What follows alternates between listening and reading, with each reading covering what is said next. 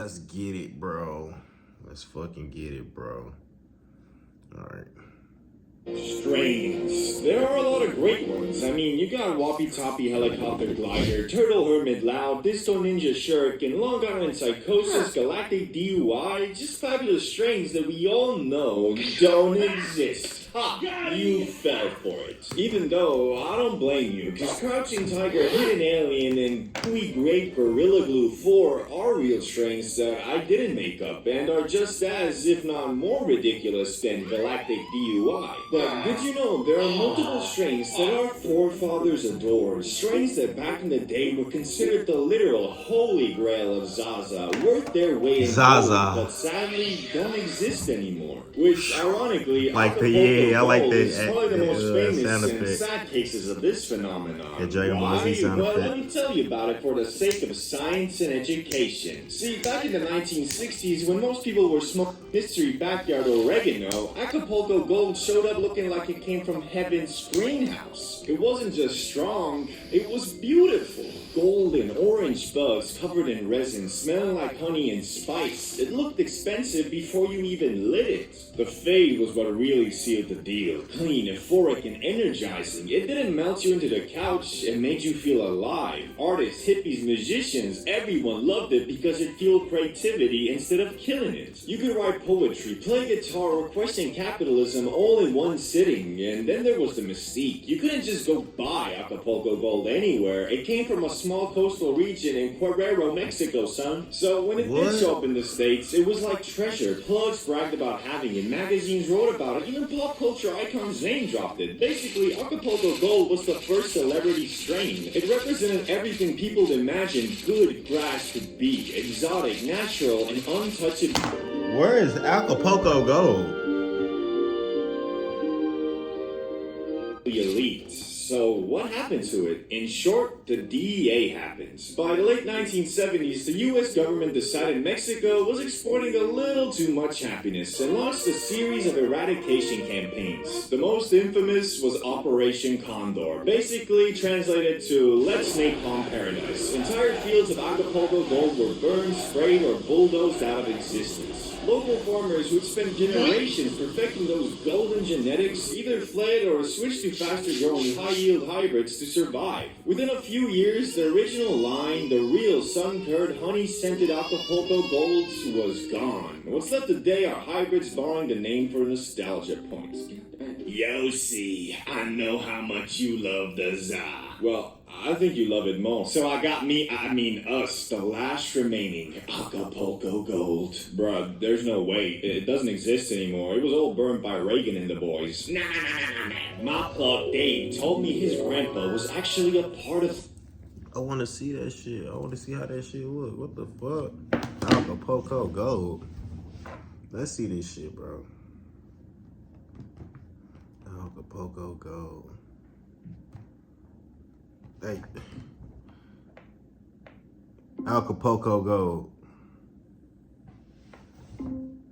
Acapulco Gold. Man, this motherfucker. We can use it. Acapulco Gold. Let's see this shit. It's was popular during the 1960s counterculture movement for its potency, taste, and unique culture. Wild with sativa.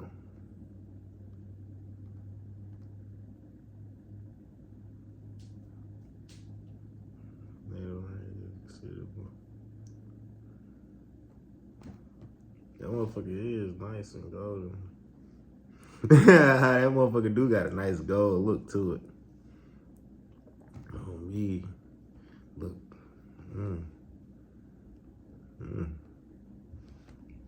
Yeah, I gotta look that shit up. Acapulco Gold. All right.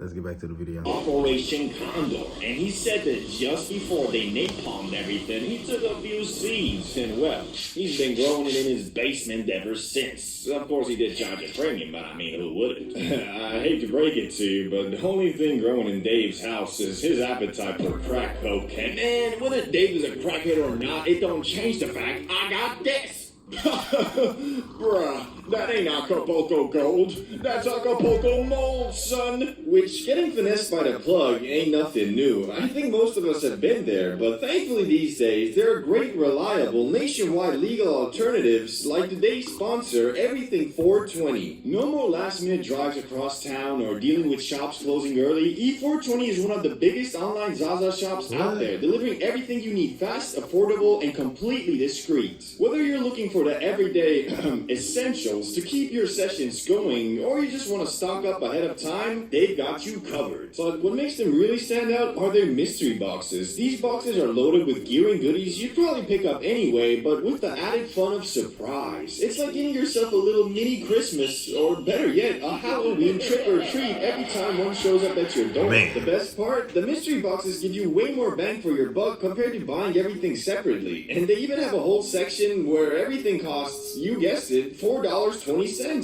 So if you're ready for a one-stop shop for all your grassy needs, check the pinned comment for the link, or download the E420 app and enjoy an even smoother browsing experience right on your phone. Might have to tap in, y'all. Burning that pure natural Zaza, the government was also Might have to tap into allegedly that cooking shit up an after this video. abomination in a lab. That strain was called G13. According to legends, sometime in the 1970s, the U.S. government, maybe the CIA, maybe the G13 on FBI, me. maybe just I'm a hip group with of that very bored G13. scientists decided to make the perfect za. The story goes that they gathered the best genetics from all around the world: Afghani indicas, Thai sativas, Colombian golds, Gelato and started 41. crossbreeding them in a top secret lab at the University of I Mississippi. got that Z-Lotto which, right fun now, fact, though. really was the only place allowed to grow for research. I was smoking Out of Total those Luminary. experiments, That one shit, plant boy. that supposedly outsmoked the rest. So fucking Government sticky. Indica 13, or G13 for short. It was rumored to be so strong that even agents testing it couldn't handle it. The high was heavy, the tick was heard off the that, well, charts. well. And the legend says one rogue I'm getting scientist started tired. the cutting out of the lab and released After this it to the video, public. I don't know, Basically, just man. got I'll probably us do a work. couple Now, more. officially, the government I'm says really none of this tired. ever happened, which of course makes it sound way more real. Whether it was a lab-grown super strain or just a really good story, G13 became a myth that outlasted most of the people who smoked it. If it was true, the original clone is long gone, lost to time and bad breeding, but its name still shows up on dispensary menus. The only difference, the one in your local shop probably wasn't made by the CIA. Seems like the government really enjoyed destroying Zaza, but there was one strain that didn't need any help. It destroyed itself. A self-inflicted extinction born from pure success.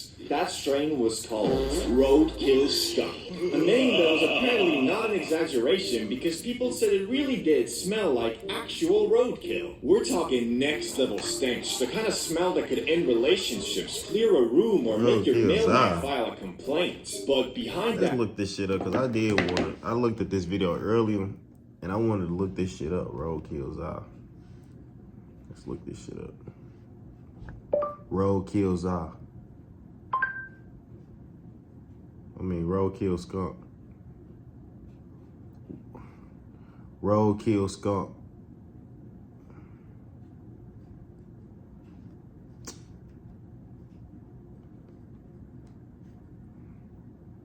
It says a common. It's a, oh damn. Strain. I'm tweaking. AKA RKS. It's an indica dominant. Afghanica. Skunk one. Let me see how that shit look.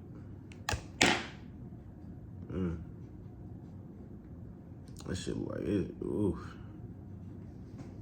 That motherfucker look crazy.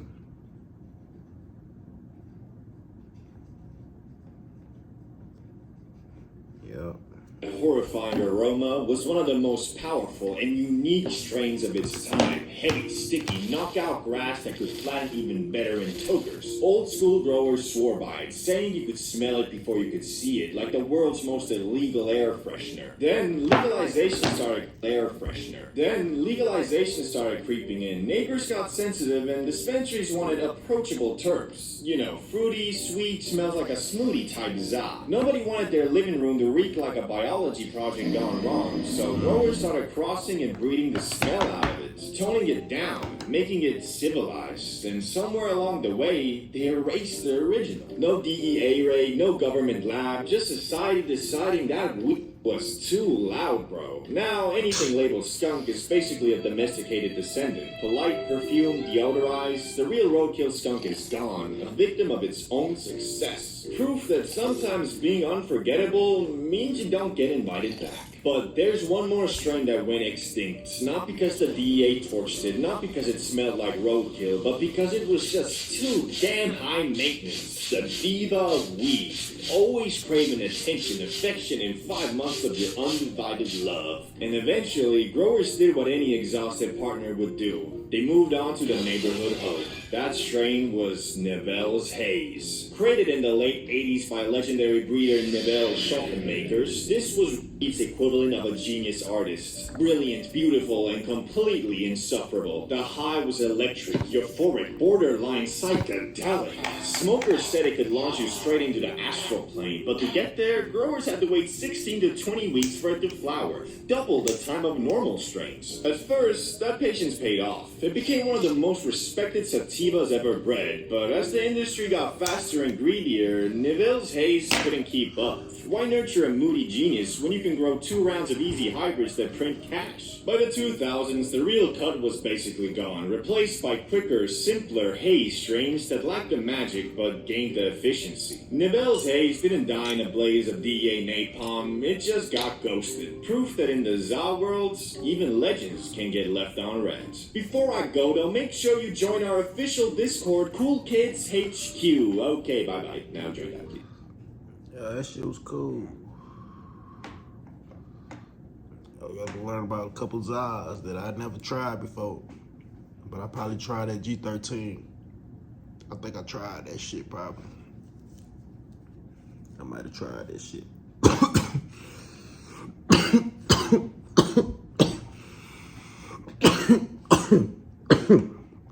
Ooh. We out of here. We fried.